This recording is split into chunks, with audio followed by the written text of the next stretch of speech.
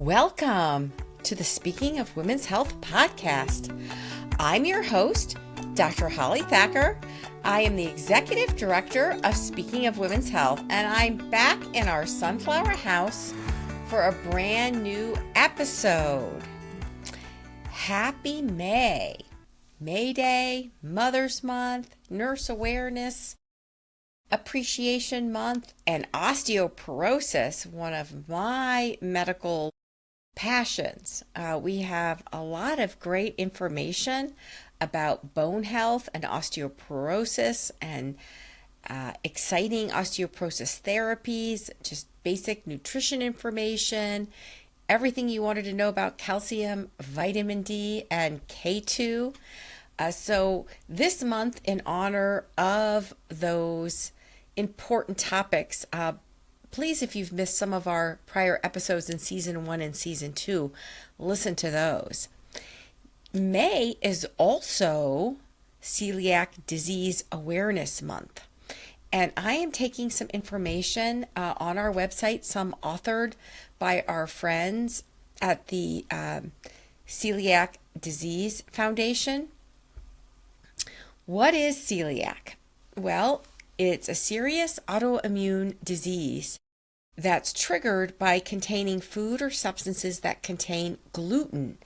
Gluten is a protein found in wheat, barley, and rye. And according to the Celiac Disease Foundation, celiac disease can affect 1 in 100 people worldwide, but only 30% are properly diagnosed. I've diagnosed a number of people in my practice with celiac disease, in part because I'm an osteoporosis specialist. And celiac disease can affect absorption of nutrients and vitamin D and iron. And since I see a lot of women low in iron, potentially from pregnancy and breastfeeding and menstrual losses, and I also practice in Northeast Ohio, and people over age 40 tend to be low in vitamin D. We're not close to the equator.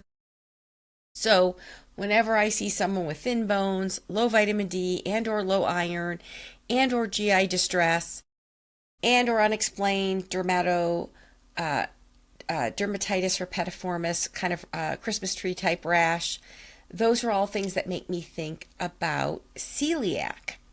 And I've seen people with no GI symptoms who just have unexplained bone loss. And after they take out gluten from their diet, their skeleton and bone health improves. Now, a lot of people do not have celiac disease. They're just gluten intolerant. And I actually think some of that gluten intolerance is actually because of the way wheat is processed, and a lot of pasta, at least in the United States, has substances that are banned in other countries like azodicarbamide. If you didn't listen to my last season in 2024, the fall of 2024's podcast on food freedom and all the different substances that are allowed in our United States food supply but banned in other countries, that's a must listen to. And since I did the research for that, I threw away all my American pasta. I'm just going to a place that imports from Italy. And for years, I always would hear friends say that they would go to Italy and they would eat whatever bread and pasta and drink the red wine and enjoy themselves and not gain any weight, not have any GI distress, sometimes even losing weight from all the walking around. So we're going to mainly focus today on celiac. And one of the columns that we have on speakingofwomenshealth.com on celiac disease was co-authored by a guest columnist who had suffered infertility and multiple miscarriages, had had many pregnancy losses, and it wasn't until her celiac that was diagnosed and treated that she was able to conceive. And a lot of times autoimmune conditions are not even thought about in terms of infertility. And the more autoimmune conditions that one has, the more likely they are to have other autoimmune conditions. And especially with fertility, fertility rates in the Western world are collapsing, absolutely collapsing. A lot of this is from socioeconomic and cultural reasons. Some of it may be biologic, but you Gen Zs out there and you young millennials, fertility and having robust eggs is a really pretty short period of time in your life. And I don't think we talk enough about that. And certainly when I see women that have ovarian dysfunction or premature menopause, I also think about celiac disease. Most people think of it as GI problems. And when people that have celiac disease eat gluten, their body mounts this big immune response that attacks the small intestines. And these attacks can lead to damage in the small villi. They're like finger-like projections that line the small intestine that promote absorption of nutrients. And when they're damaged, nutrients cannot be absorbed. So who's at risk for celiac? Well, males and females are at risk. People of any age or race can develop this autoimmune condition. But there are some factors that can increase your risk. The first one is having a biological relative with celiac. When you get together in the summer for cookouts and picnics on Memorial Day or later in the year, Thanksgiving, it's kind of good when you have your family assembled, the biological relatives anyway, to inquire about any new diagnoses or conditions. And most non-medical people really don't want to talk about their medical problems usually, but it is important to have a really accurate family history. I just saw a woman today in the office who had thought for years that she had a relative die from lung cancer, but it was really metastasis of another primary to the lung. And that's why for non-medical people, communicating with other non-medical people, sometimes the history is not as accurate as we would like. So there is a big hereditary component to celiac disease. And if you have a first-degree relative, like a parent or a sibling or one of your own offspring, with celiac disease, then you have at least a 1 in 10 chance of developing celiac. Another risk factor for celiac is having the HLA DQ2 and HLA DQ8 genes. So 95% of people with celiac have the HLA DQ2 gene, and the other remaining 5% have that other HLA DQ8 gene. So medical genetic testing can help determine if you have inherited one or both of these genes. So having the gene means you're at increased risk for the disease, but it doesn't mean that you definitely have the disease. So if you have a positive genetic test, we generally follow it up with a celiac blood panel. And your genetic test, if it returns with a negative result, most of the time you can rule out celiac. The third risk for celiac disease is having autoimmune disease. Because if your body is attacking itself, and women in general have more autoimmune diseases than males because testosterone seems to help modulate the immune system. So if you have thyroid disease like Hashimoto's or type 1 diabetes, those are examples of other autoimmune conditions. Sometimes premature ovarian insufficiency with antibodies directed against the ovaries is another autoimmune condition. Pernicious anemia, which can lead to trouble absorbing B12 because of antibodies against the stomach, the parietal cell, or the intrinsic factor antibodies. So our friends at Beyond Celiac, which is a foundation, and we have links on our website and in the show notes, and their website is beyondceliac.org, and they have a nice disease symptom checklist. So if you think that you or your child or your grandchild or a relative may have celiac disease, it's a good resource to get started. And you can share these results with your physician and ask about getting tested. And Beyond Celiac is a nonprofit organization working to drive celiac diagnosis, advance research, and accelerate the discovery of new treatments and potentially a cure. Now, the founder of Beyond Celiac, Alice Bast, wrote a column on our website that I was mentioning. And it's on speakingofwomenshealth.com, which if you don't have that bookmarked on your cell phone or your computer or laptop, it's a good thing to bookmark. And the column is Women's Health and Celiac Disease. And in the search button, if you just put celiac or gluten, information will pull up. And so I want to share some of the content from that column as well as other information we have on our website. There's more than 300 symptoms of celiac disease, which is one of the reasons it's underdiagnosed.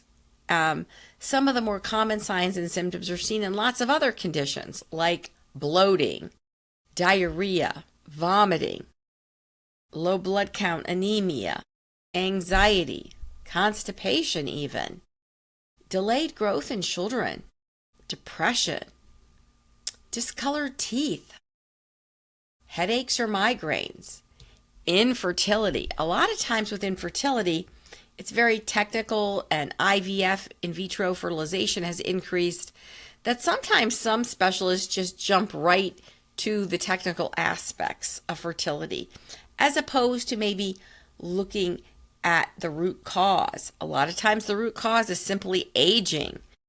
Fertility declines after age 30. I mean, you may look fabulous at 35, but things are really going downhill. 35, it's going downhill. 40, 45, some programs won't even take a woman past that age. Ovaries age at different rates. So you may be in menopause at 40 or maybe 60. Most are around 51, 52. The range that we consider normal is 45 to 55. Premature is if it's under age 40, and that happens to 1% of women. There's this itchy skin rash called DH, or dermatitis herpetiformis. And up to a quarter of individuals with celiac can get this rash, and it can be itchy and bumpy or even bulbous.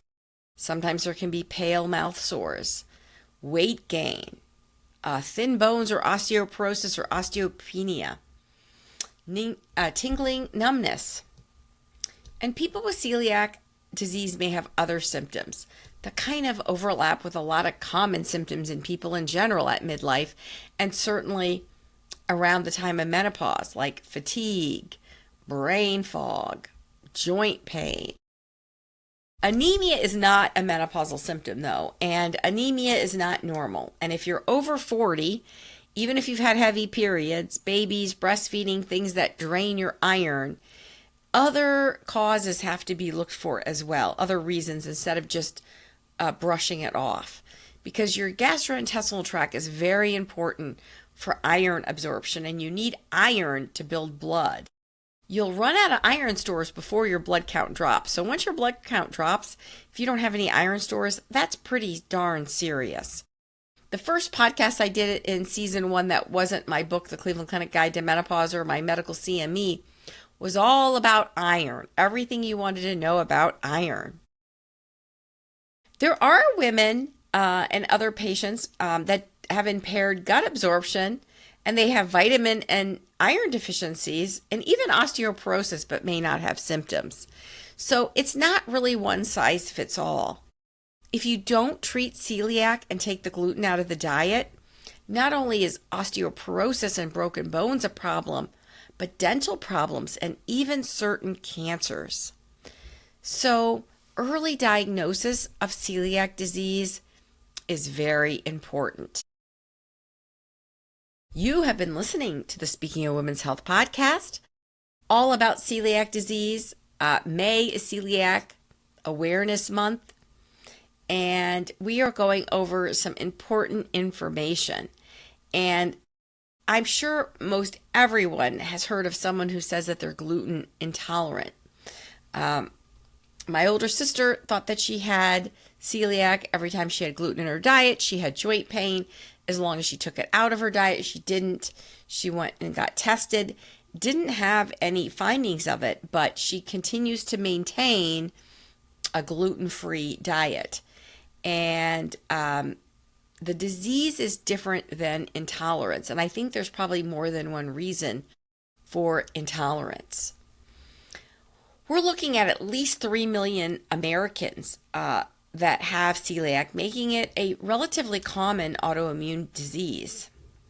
And because autoimmune conditions are more frequently in women, we do see this in women. And the numbers suggest about 70% of all celiac patients are females. And it can result in reproductive health problems like menstrual irregularities, unexplained infertility, miscarriages, and even stillbirths. There was a study several years ago in the Journal of Human Reproduction, and it highlighted the importance of physicians considering celiac in the diagnosis of women's reproductive problems. So women who are struggling with unexplained infertility should consider getting tested for celiac. Any woman with persistently low iron levels, low vitamin D levels that's not corrected with adequate supplementation. The most common reason I see people not getting normal vitamin D levels after they've been diagnosed with low vitamin D is they don't take enough. They don't fill up the tank, or they get to a barely normal level and then they stop. And podcast 3 of the first season was all about vitamin D. And that's a wonder substance. It's really not a vitamin. It really affects the immune system, cancer risk, bone health, mood. So in women that have lower bone densities than we expect based on their age and their weight and their hormonal status, it rings a bell for secondary causes. And I will consider testing people for celiac. So if you think that you have celiac or someone in your family does that you're responsible for, it's good to make an appointment with your healthcare team. You actually want to remain on a gluten-rich diet because if you totally take out the gluten from your diet and reduce the inflammation, you may not have positive blood test or antibodies. So that can lead to an inaccurate test.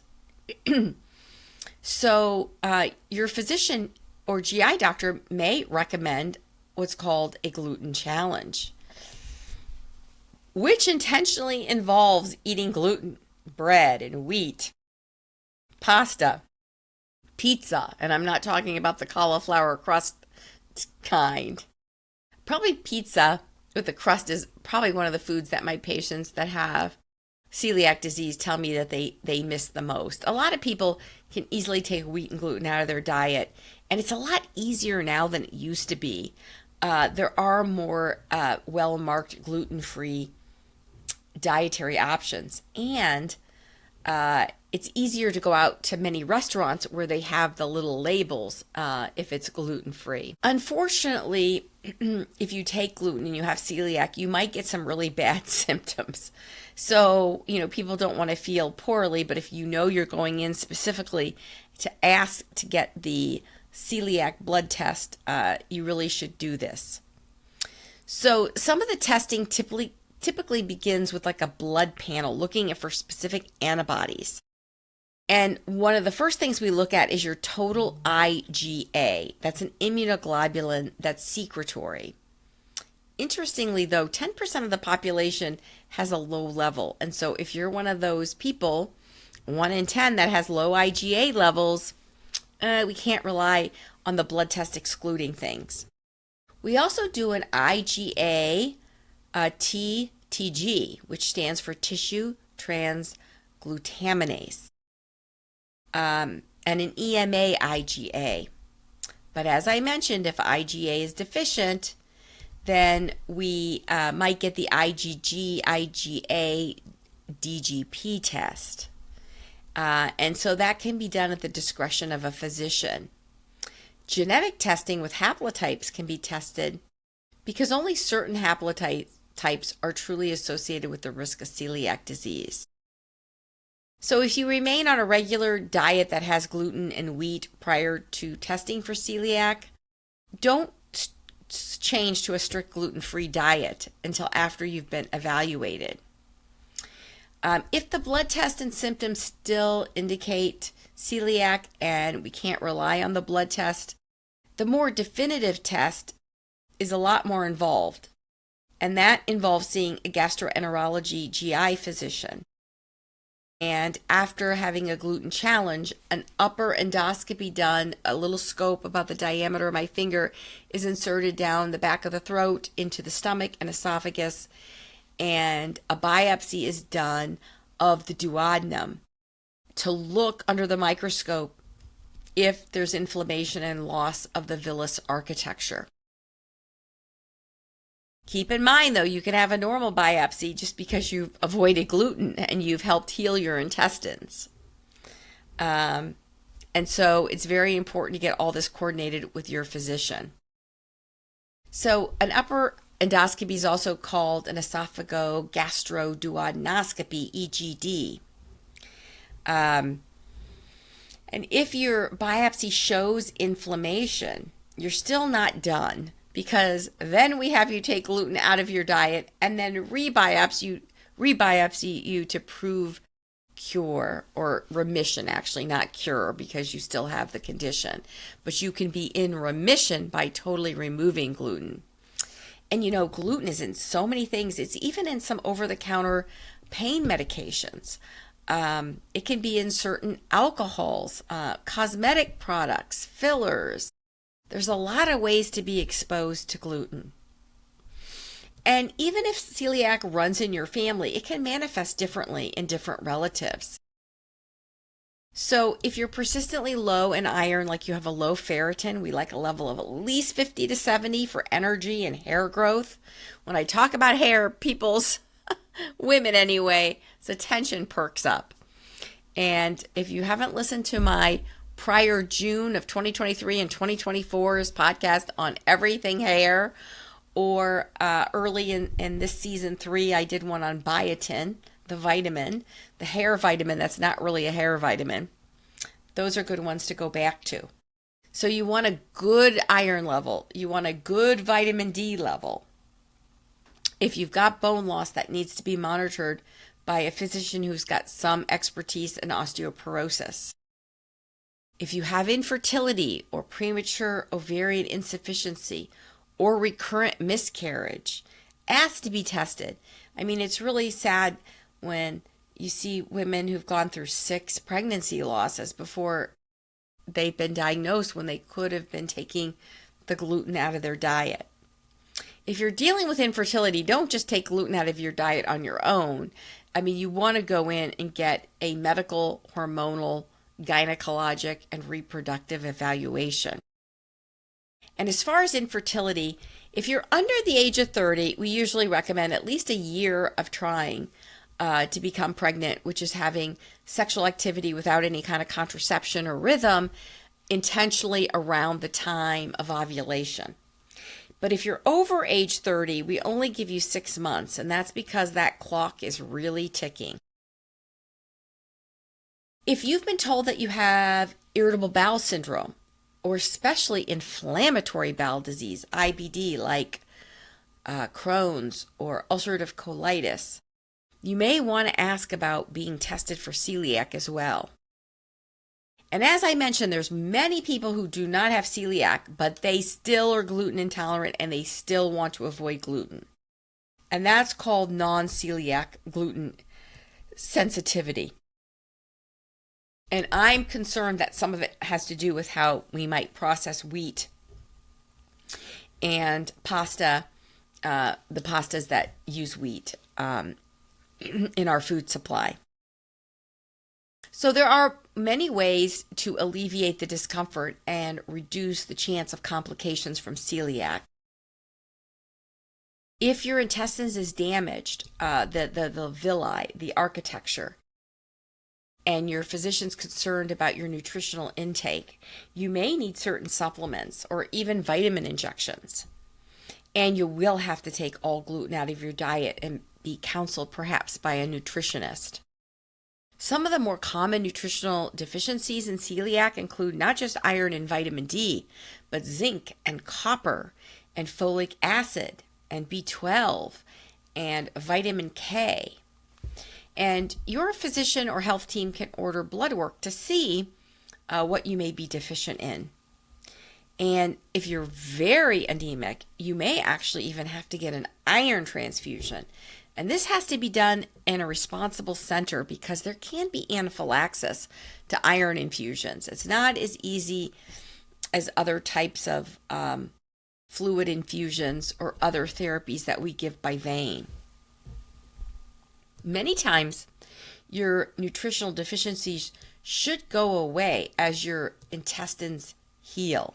So hopefully you can be weaned off some of these supplements or injections.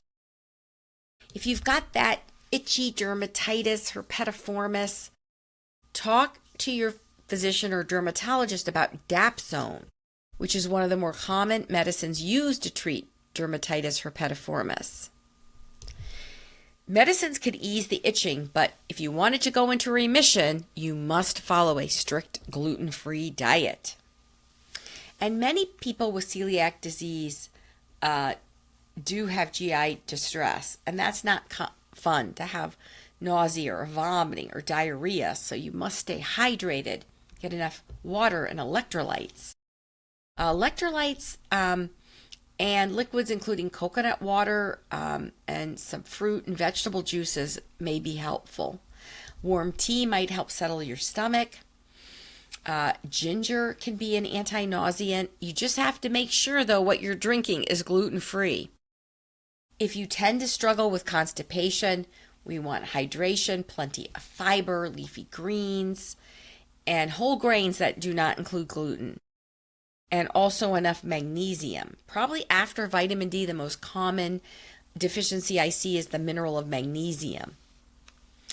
And then other foods that aren't necessarily gluten-containing foods that can still irritate the gut, sometimes can irritate people that are sensitive. Things like fried foods and very spicy foods, coffee. If you have celiac, you have to beware of medications or other supplements that can have gluten in them. So you must talk to your physician, pharmacist before taking any new medications or changing your diet. And this podcast, of course, is not medical advice. It's just information to empower you to be strong, be healthy, and be in charge. For those people that are suffering with continued GI and celiac symptoms, there is hope on the horizon. A number of potential therapies are being studied. But right now, the main focus to heal the intestines and reduce the risk of complication, including osteoporosis, infertility, and also intestinal lymphoma, is to follow a strict gluten-free diet. Now, thankfully, this is getting easier. Not all restaurants will label for gluten. Not all foodstuffs will, but I've seen over the last several years in many grocery stores and restaurants that I have frequented sections or highlights on what is gluten-free. And we have a lot of gluten-free recipes on our speakingofwomenshealth.com website. So if you're on our site, click on the recipes at the top of the website, and you can use the filter to find the gluten-free recipes. And when I am out shopping at the grocery store, I frequently will take a look at recipes to figure out what other ingredients that I might need. And sometimes I'll even post things that I've made at home from our recipes on our Facebook page or Instagram page. So we're on all the social media. All of our social media, just like this podcast, is called Speaking of Women's Health. I've had a few of my patients say, is it the Sunflower House? No, we're in the Sunflower House because the sunflowers are our logo. But everything that we do is speakingofwomenshealth.com. And so Thank you for joining me in the Sunflower House. And if you don't already subscribe to our podcast, hit follow or subscribe on Apple Podcast, Spotify, TuneIn, or wherever you listen. Feel free to share this podcast with friends and family. Give us a 5-star rating, please. That helps us move up.